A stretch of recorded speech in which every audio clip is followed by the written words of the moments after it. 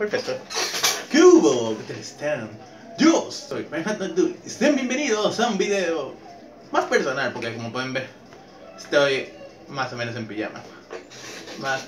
Y sí, sé que estoy ahorita fuera de forma, pero es lo que hay. No puedo hacer nada cuando se está encerrado por este tema de la pandemia. Pero eventualmente en un futuro ya gastaré. De hecho, ya le voy a dar más adelante. Ya me queda menos de la mitad del dinero que necesito originalmente para mudarme a México. O sea, así de bien voy. Bueno, dejando al lado el tema de México, a un lado, vamos al tema de por qué he hecho este video.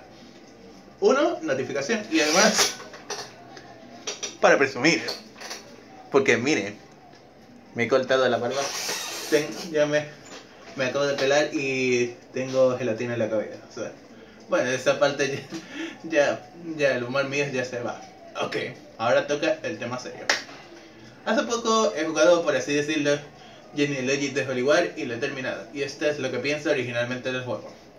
Respectivamente, o sea, es un video en particular de las opiniones, puntos buenos, puntos malos y cambios que ha tenido la saga Fire Emblem desde que salió Genealogy de Hollywood, respectivamente. Hay que dejar en claro que Genealogy de Hollywood fue el primer juego que introdujo lo de las skills y que, por así decirlo, algunos mapas fueron inmensamente largos, pero todo eso lo voy a ir marcando en un punto y aparte, desde la parte buena, la parte mala y la parte que me ha gustado respectivamente del juego y que se ha sabido implementar bien en juegos recientes.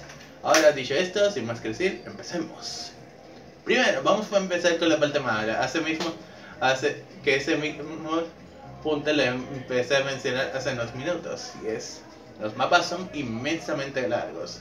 O sea, estamos diciendo que si has jugado Fire Emblem Hechos, Shadows of Valentia, saben que la longitud de los mapas eran inmensos y enormes. O sea, tú podías ver literalmente dónde había lo que viene siendo un enemigo o una zona en concreto por lo largo que era el mapa, respectivamente. O sea, tú para saber dónde estaba el enemigo tenías que ver, por así decirlo, un punto en concreto donde tú sabías, en este lugar es que está este enemigo.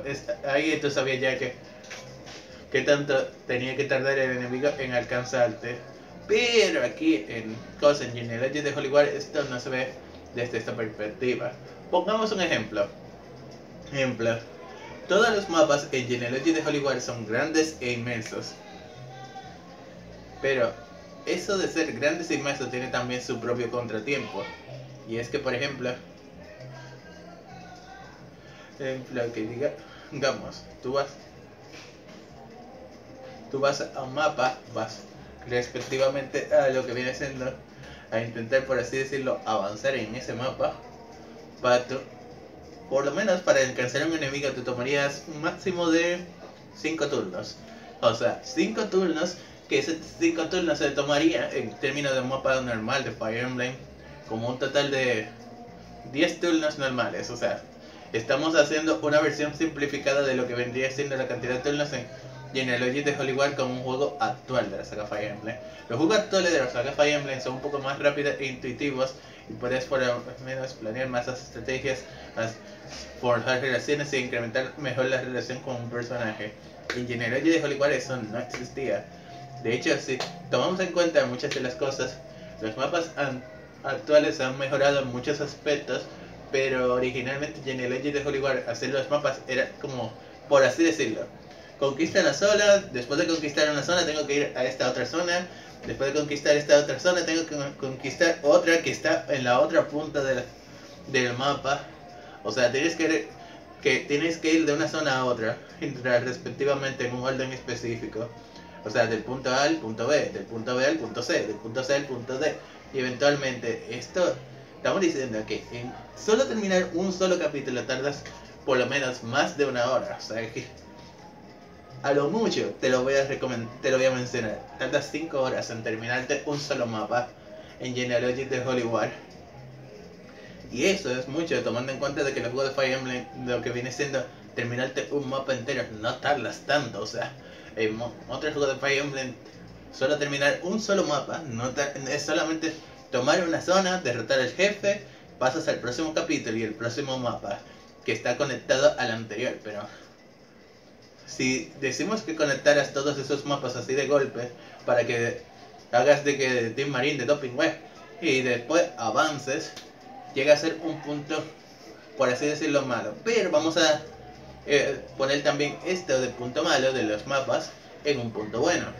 El punto bueno es que, por ejemplo, entre más largo sea un mapa, significa que puedes farmear aún más experiencia. O sea que tú podrías ir derrotando más enemigos, adquirir más experiencia por personajes, y eventualmente cuando adquieres más experiencia por personaje, tienes más opciones para customizar y entrenar a tus personajes respectivamente. O sea que estamos diciendo que por un lado que los mapas sean largos es malo, pero también tiene su lado bueno, ya que puedes farmear y entrenar a cualquier personaje sin importar si es el main lore o un personaje secundario. Este es un punto bueno, pero aquí entra el siguiente punto malo, el número 2. El sistema de relaciones y el sistema de celos es una basura. Pongamos un ejemplo del sistema de Awakening de relaciones.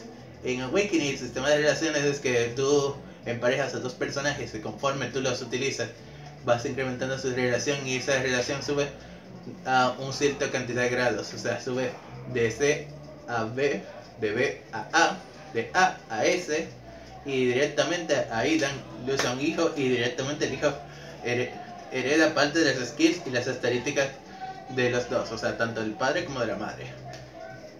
Ahí vamos, todo bien, todo perfecto.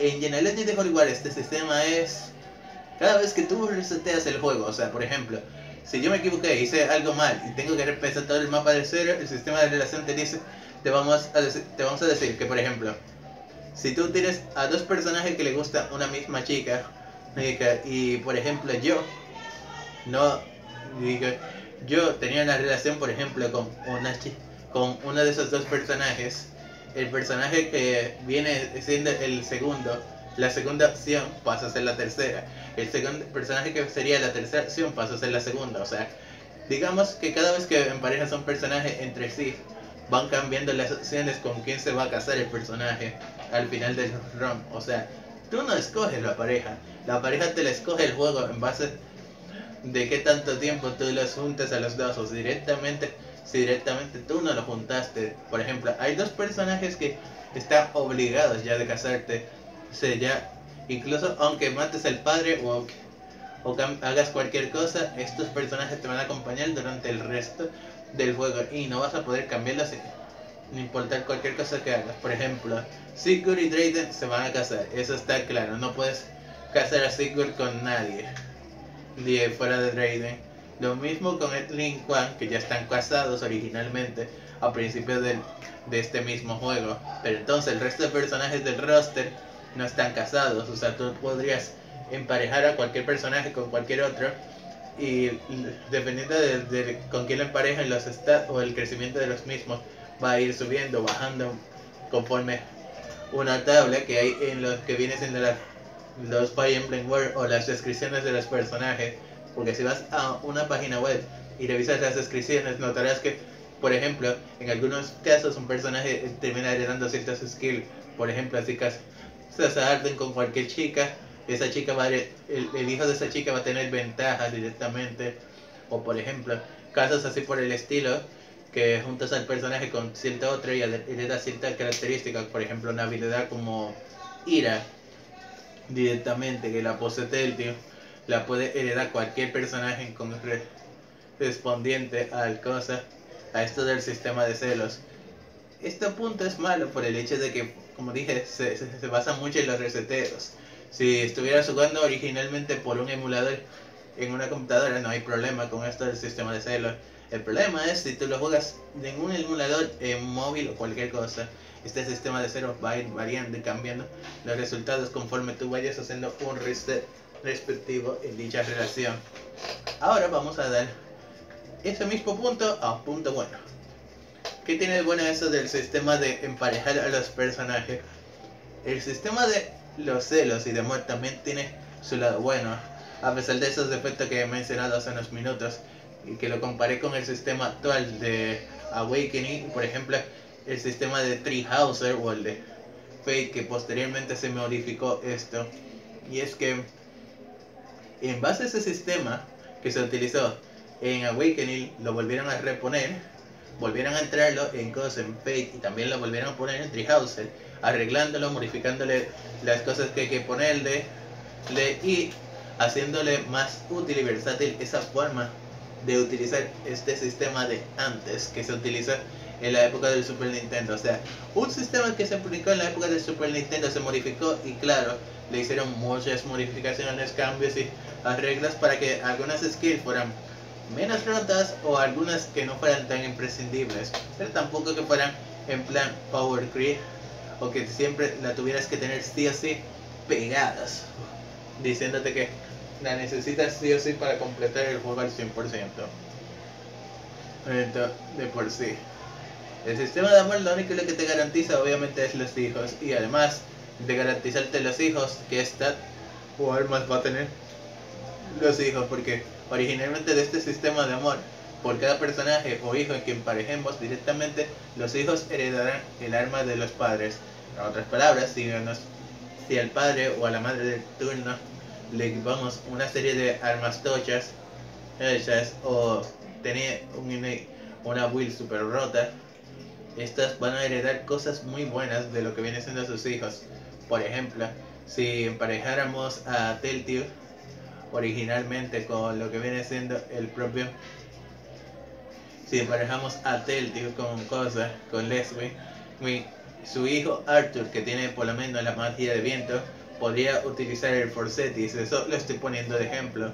O también podríamos hacer el caso de emparejar lo que viene siendo Leslie con Finn. Esos son algunos de los ejemplos que estoy poniendo. Son ejemplos directamente.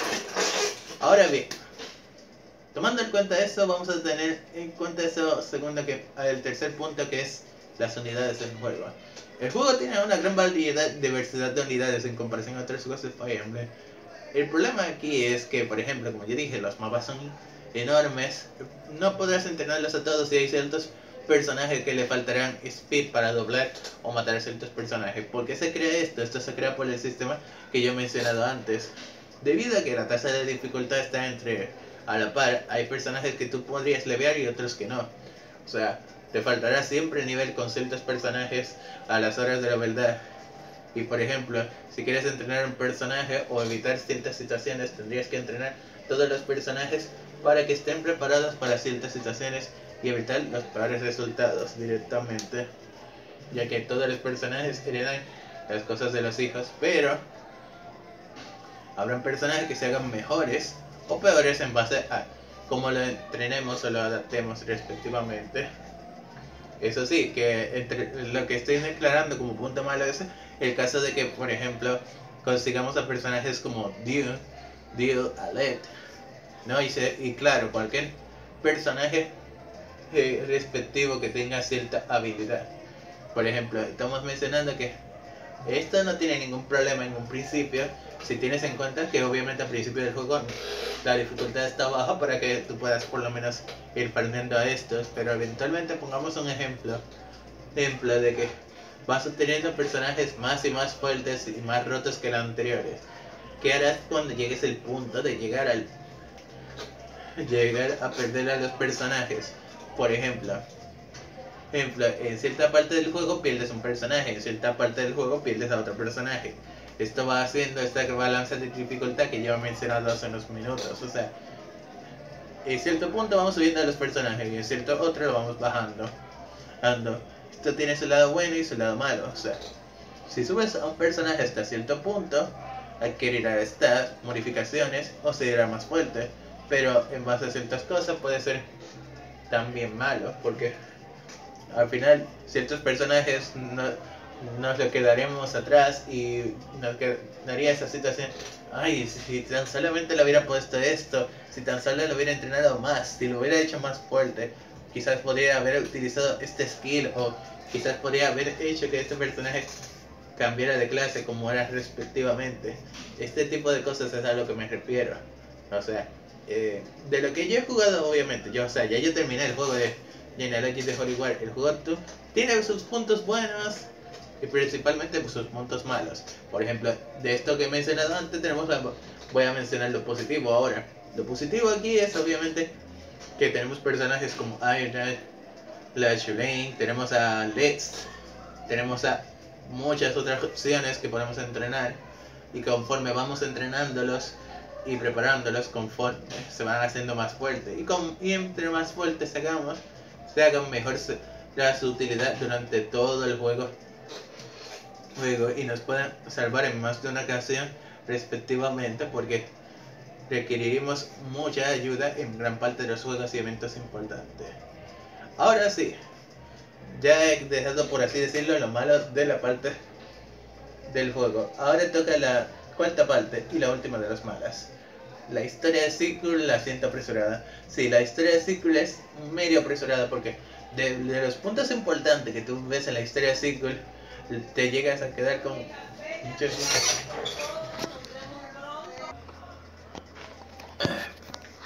Uy, pero está inclinado. Ok, mucho mejor.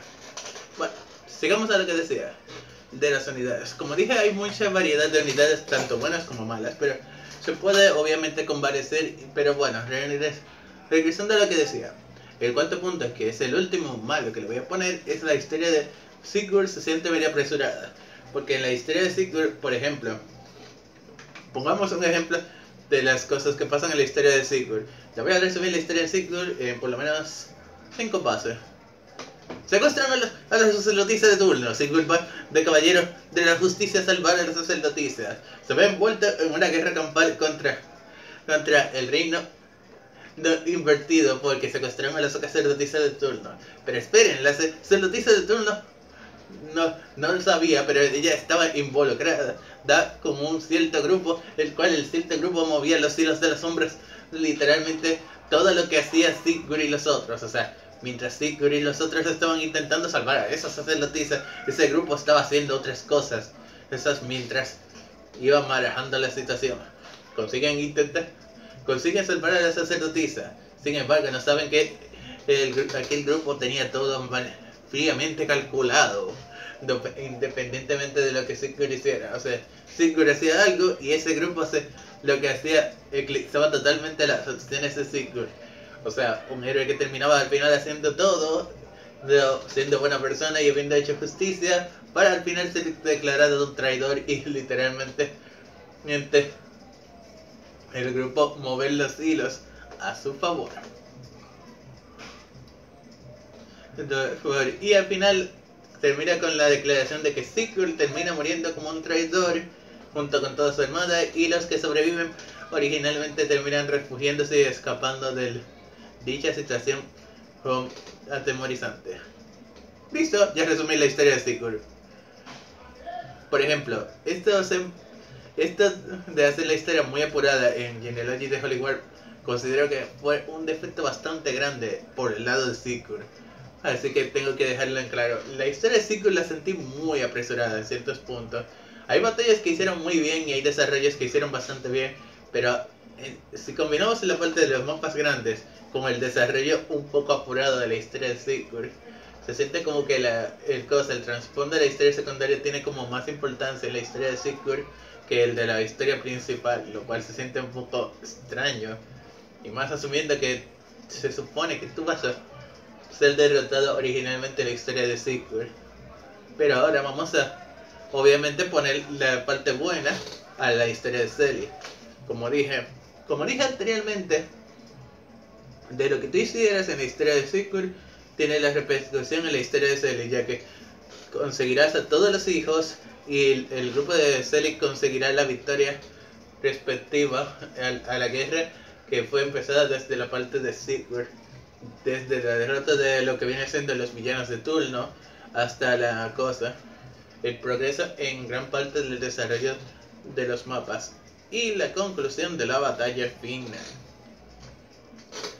A lo que yo quiero dejar en claro es que mientras en la historia de Sigurd se siente apresurada, la historia de Selly tiene al menos una contingencia, y que van intentando conectar los mapas y los eventos, haciendo ver que incluso aunque Selly tuvo situaciones en las cuales tuvo problemas y pudo haberse visto en situaciones en las cuales él y su armada pudieron haber perdido, salieron adelante en esa situación tan lamentable, o por así decirlo, lo terrible, llegando como conclusión que varios personajes tuvieron un mejor desarrollo y otras cosas. Incluso hay personajes que tienen mayor rol en cierta parte del juego que en la parte primera, respectivamente, y que crecieron y se hicieron mejores en la parte de Celi, respectivamente. Ahora vamos a tocar obviamente los siguientes puntos. Entonces, por ejemplo, ya dije los 4 puntos malos que no me gustaron de Genealogy de Hollywood y los 4 puntos buenos. Ahora voy a dejar los puntos que me encantaron. Me encantó bastante la música. La música del juego obviamente es diversa y variada. O sea, no es como que, por ejemplo, en otro juego de Fire Emblem que repites, por ejemplo, 5, 6, 7 o hasta cansarte la misma música. Y es que pensaron, por así decirlo, música para el turno enemigo, música por el turno aliado, música para los otros y música independiente. O sea, escogieron música para cada zona distinta, para darle como a cada mapa le dan cada vez que un enemigo en concreto aparece en cierto mapa tiene su tema propio y también tiene el tema con el cual vas a empezar y escuchar cada vez que sea el turno del jugador directamente. Ese es uno de los puntos que me ha encantado del juego. El siguiente punto que me ha encantado es diversidad en cambios de clase. Este punto también me ha encantado porque estamos diciendo que no todo personaje, independientemente del personaje que tú tengas, todos los personajes tendrán cambio de clase diverso. Por ejemplo, habrá personajes como Celi y Cosa y Nana que tienen cambio de clase que le permiten manejar casi todo el triángulo de armas respectivamente. Y habrá cambios como el de Celi y el de otros personajes que le permitirá tener una variante diferente del personaje que tengamos, lo cual hace que cada personaje tenga su propia variante, tenga su propia evolución, tenga su propio cambio de clase y tenga obviamente su propio final directamente.